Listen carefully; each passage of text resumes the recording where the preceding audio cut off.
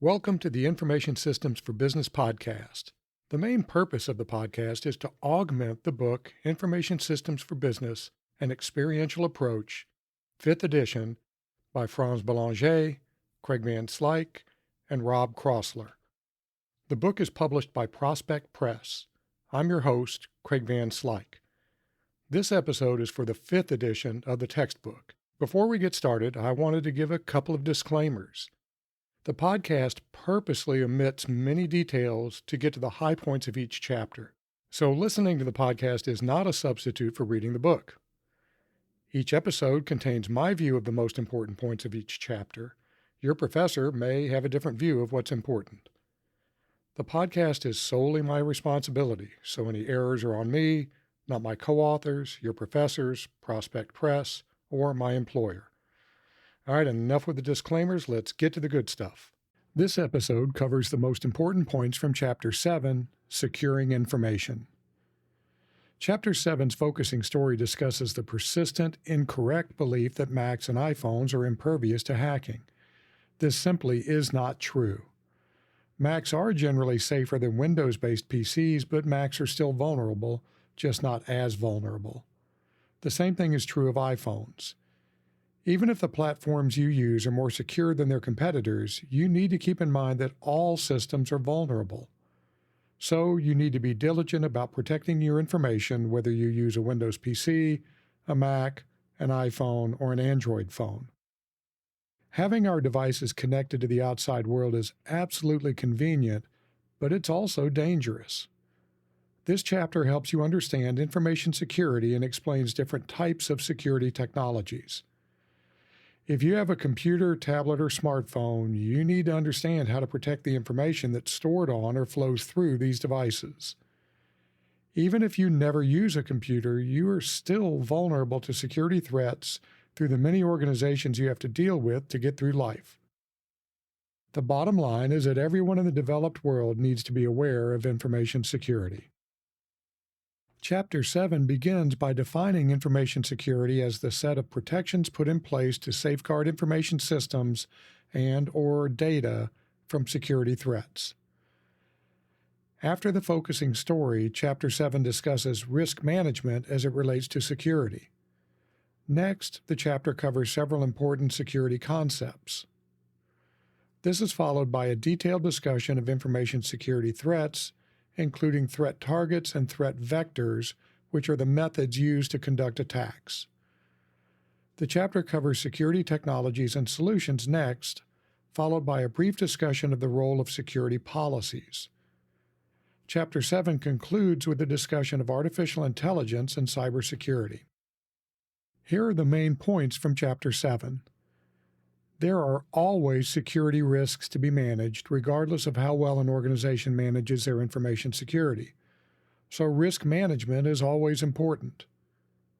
Risk management is the process of identifying, assessing, and prioritizing the security risks an organization may face.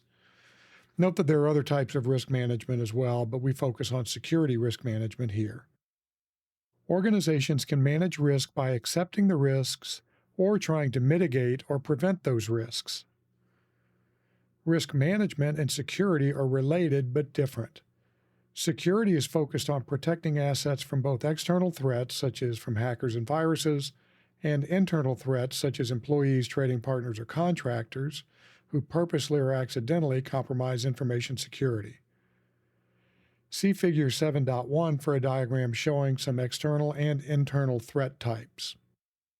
Cybersecurity is a newer term than information security, but we can treat them as being basically the same thing, although some people think cybersecurity is broader.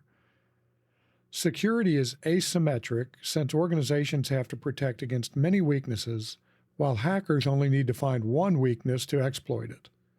This is called asymmetrical security warfare. Defense in depth refers to an approach to security that uses multiple layers of protection. This means that the bad guys need to get through multiple layers of protection to get to sensitive data. This is kind of like having a home safe. In order to get to your valuables, a robber would have to get into your locked house and also break into your safe. There are three main levels of security: protecting the information itself, protecting the computer on which the information is stored, and protecting the network to which the computer is connected.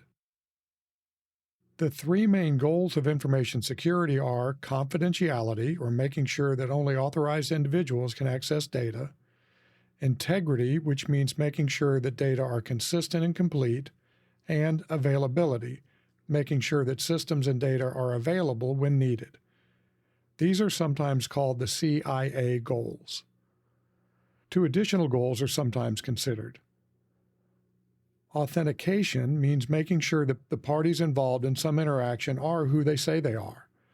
This is one reason most companies ban sharing login information and also ban logging into a system then letting someone else use that system. Non-repudiation means making sure someone can't go back on their obligations, for example, by claiming that they didn't enter into an online transaction. There are many types of security threats. We can understand them by considering the threat target, which is usually confidentiality, integrity, or availability, and threat vectors, which are the methods of attack. Common threat vectors include hacking, which is when an unauthorized individual gains access to systems or data; social engineering, which is tricking an authorized user into providing confidential information such as passwords or files. When social engineering is done through email, it's also called phishing, and that's with a PH instead of an F. Denial of service attacks are attacks on availability that lead to legitimate users not being able to access information or technology resources. Malware, such as computer viruses, can affect confidentiality, integrity, and availability. There are many different kinds of malware. Read the chapter to learn about some, including Trojan horses and spyware. We can classify security technologies and solutions by considering whether they are preventative controls, which try to limit or stop threats from occurring, detective controls that try to discover where and when security threats occur, and corrective controls that try to repair damage after a security problem does occur. User profiles are a major tool in preventing unauthorized access. User profiles differentiate users from one another using one or more types of identification. Possession is when you hold some form of identification. For example, your student ID may contain a chip or magnetic strip that allows you to access certain resources. Knowledge is when you know something such as a PIN or password to gain access to a system. Traits use recognition of physical or behavioral human characteristics, such as a fingerprint or face scan, for access. These are sometimes used in combination, such as when you need to both possess a debit card and know a PIN to use it to make a purchase at a store.